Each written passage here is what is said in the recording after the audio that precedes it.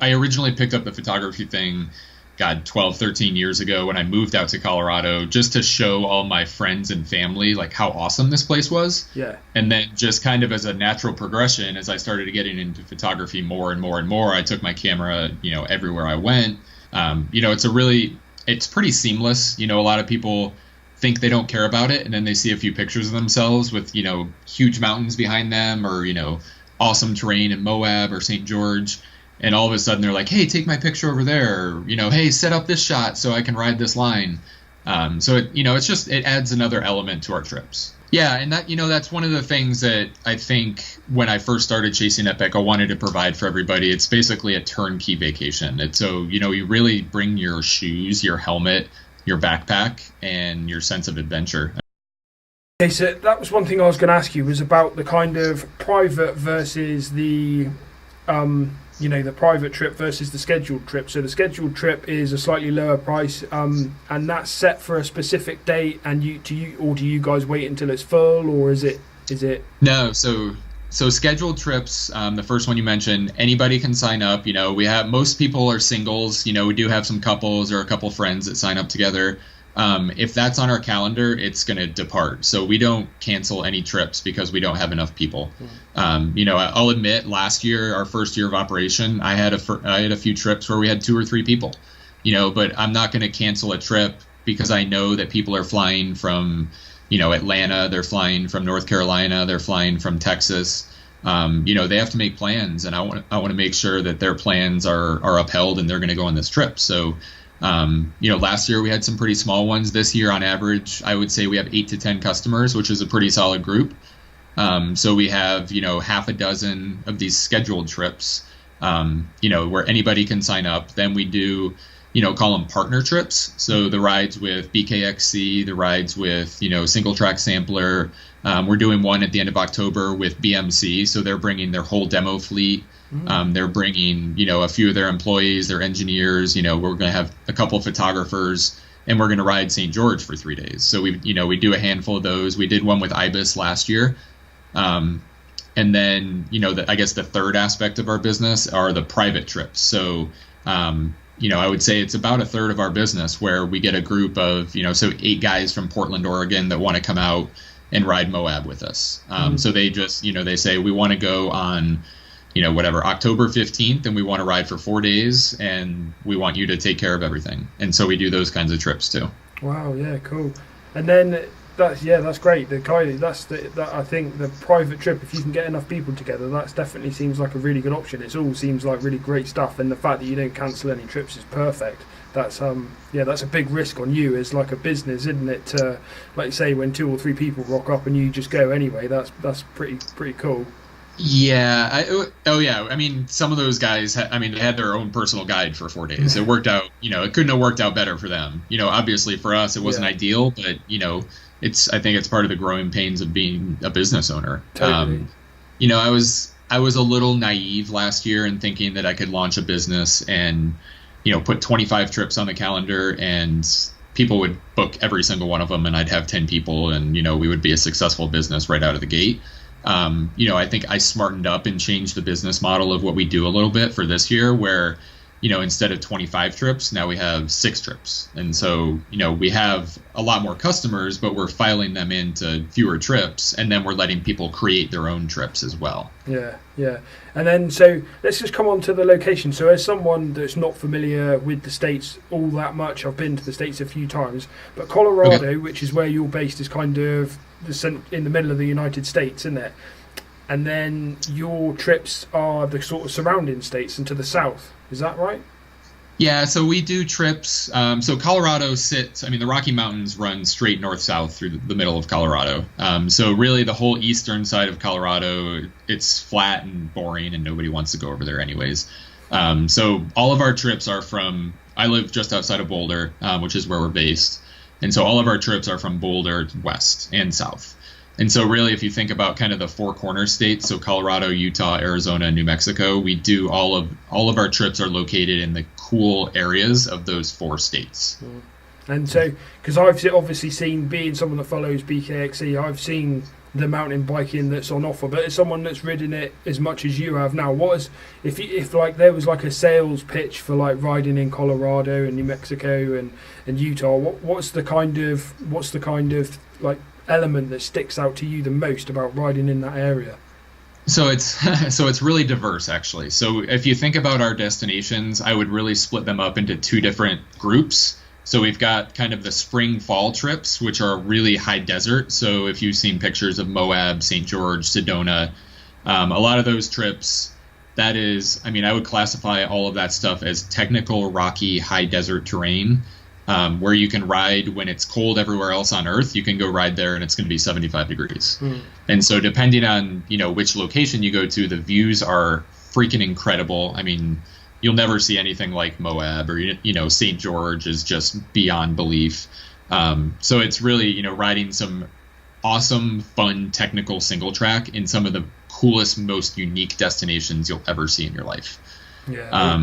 Then you kind of flip over in the summer. So when it's too hot in Moab, it's too hot in St. George, basically from late June until call it mid-September or late September, we kind of transition to the mountains. And so Crested Butte, we've got Park City, Utah, we've got Angel Fire, New Mexico. So really all of that is high alpine riding. So, for all of the Europeans out there, I mean, picture kind of Swiss riding in the middle of the summer. It's green mountainsides, it's views that go on forever. Especially Crested Butte, we've had quite a few customers compare some of the backcountry rides in Crested Butte to Switzerland, people that have done both. And so I think, just sweet, fast, smooth single track with, just, again, awesome views, but totally different than what you see in the spring and the fall in Moab and Sedona. Just green, wildflowers everywhere, views for, 100 miles. I mean, and just, we were in Crested Butte last month with a big group, and, I think the second and third day we did a total of about 45 miles. We climbed, 7,000, 8,000 feet, and we saw 5 people on the trails. Wow.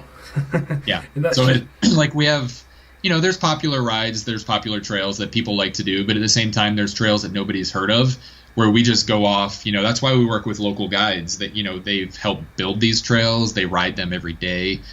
So we know trails that, you're not going to ride on your own or with other groups. Yeah. So when you say you use local guides, so you go out on every expedition, do you? Or you go out on every single trip, and then you've got like a local guy that's on, or a guy or a girl that's on your books, or that you use for an allotted period of time, just to have that local knowledge?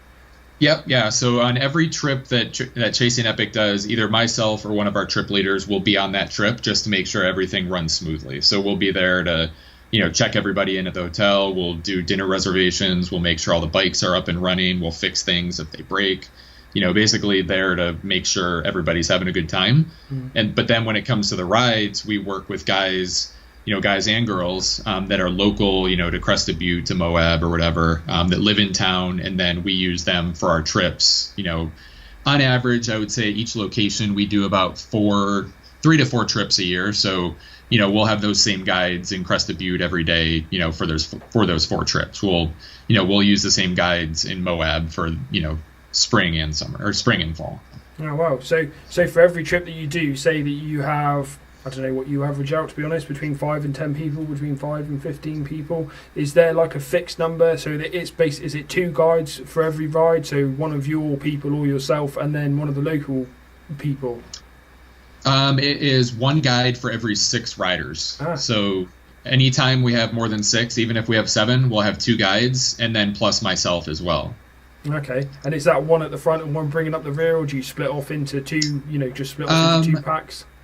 Depends on the group. So a lot of times when we do our scheduled trips, we'll have a pretty wide array of ability. And so if, say we have 10 people or 8 people on that trip, chances are we'll split up.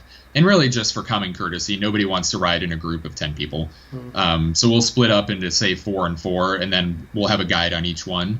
And then, as the trip leader, I'll either kind of switch back and forth between the groups, or I'll ride with one group one day and the other group the next day. Okay. So we've had a couple private groups that, say 7 or 8 people that want to ride together all day long. And so in that case, we'll have a tail guide and a front guide, and then we'll just kind of let everybody space out and figure out, pace and, how fast they want to ride on their own. Yeah. It's really weird watching myself on camera with my hands and like. I've got my Canon G7X set up as well, so every now and then when I do a hand gesture, it basically takes the square off. I've just done it now. Shit.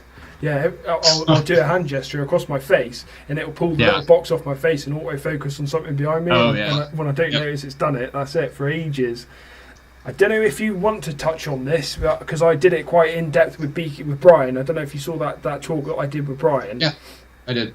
So that one there, the chat that I had with Brian was more about the fitness level. So really, I spoke to Brian and he said that he would be happy to do an interview. And the thing that popped into my head was because at the time he had done a few trips with you, and he had done the one with Ben Jones. I was looking at it in awe and thinking, oh, this is brilliant. But then that kind of rational side of my brain was looking at it and going, I just wonder what's happening between takes. I just wonder how much climbing there is. I wonder how much, how difficult it is, which is why I then got in touch with you and said, Steve, can I get a hold of some of these kind of fitness schedules that you do in the build up to it? But that's really good information, but perhaps a little bit too in depth for a video like this. So is there and it's going to be hard to cover everyone with this, but I ride in the Sierra Nevada mountains, not so much over the last 2 weeks because it's been very hot, but that's my kind of playground at the minute. So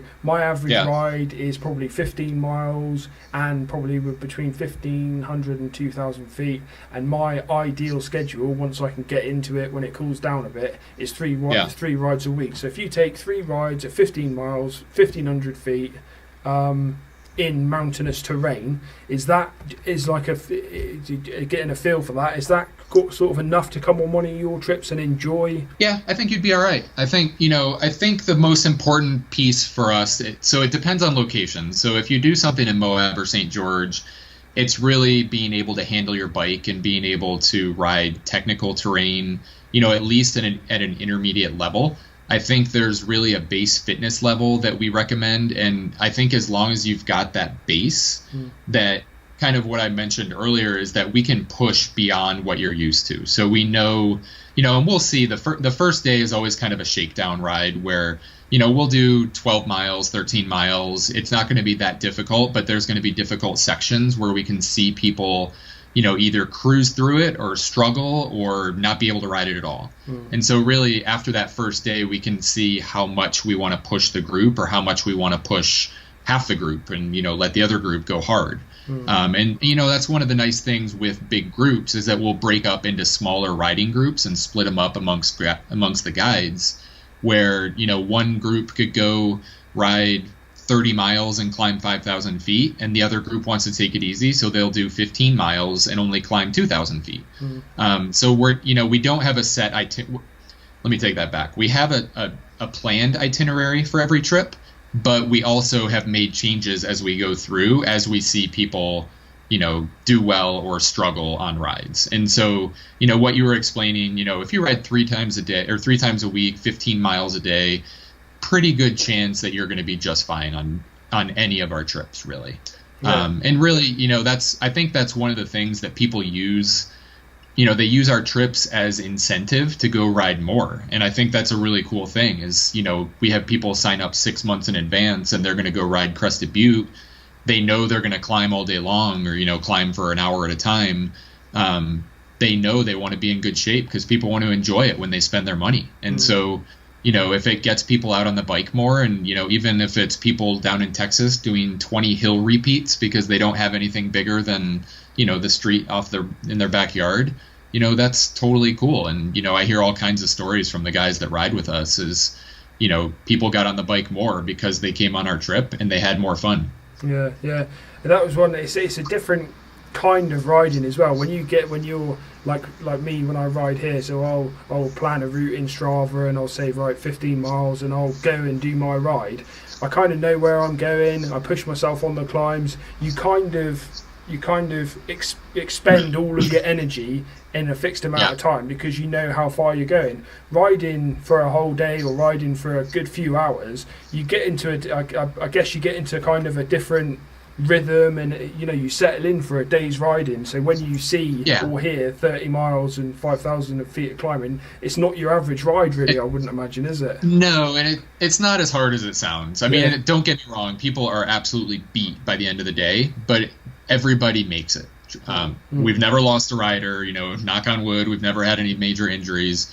It like you said, it's a different thing. You don't go out for 15 miles and hammer as hard as you can because you're going to be on the bike for an hour and a half. You take your time. We try to climb at a conversational pace. So if, people aren't going all out and they're not going to waste all their energy on the first climb, we're going to take it easy. Typically, we'll stop for lunch or we'll stop for views. I mean, every ride we do is just incredible in terms of the scenery. So it's, we try to stop and break things up on the climbs. So then on the descents, we can just go balls out and have fun. We've had some really good riders on our trips, and our guides are typically some of the best riders in the places we go visit, and so they can show them if they want to go balls out and ride some pretty gnarly stuff, our guides can show them alternate lines. They can show them stuff that nobody else knows about. People will struggle to keep up with the guys we ride with, I'll say that. And we know people like to have fun on the downhills. And so we always try to make sure that everybody's, going to do well until we get to that downhill. And then, for 30 minutes straight, just bomb it as fast as you want to go. Yeah. No, cool, man. It sounds brilliant. And from what I've seen of it on BKXC's channel as well, and I think that's been really good for people to see as well. Like when you follow someone like Brian to see the trips, it looks friggin' awesome. I think Brian did a really good job. I mean, if you sit down and take the time to watch, even a couple of those videos from St. George that he did, that gives you a really accurate representation of what our trips are like. He rode, I mean, those are the trails we rode, that's him riding with the riders on our trips. So it's, that's what's happening in real time. I think one of the days I took one of the groups, and Brian and myself and 3 other guys went as hard as we could for 3 hours. And I think that was like the scariest switchback ride. So if you look up that video, it was pretty hardcore. But we were also pushing it harder than we usually do.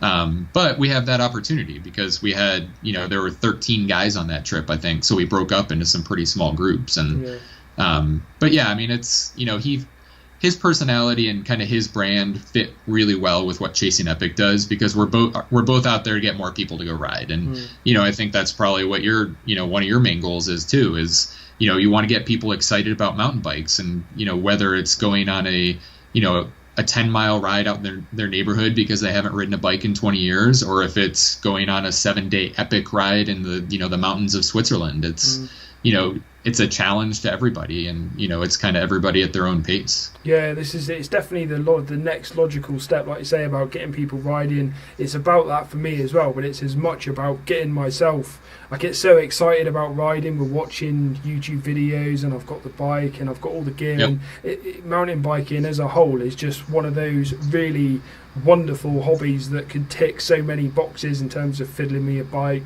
going out for a ride, finding beautiful scenery. It's the perfect hobby as far as I'm concerned.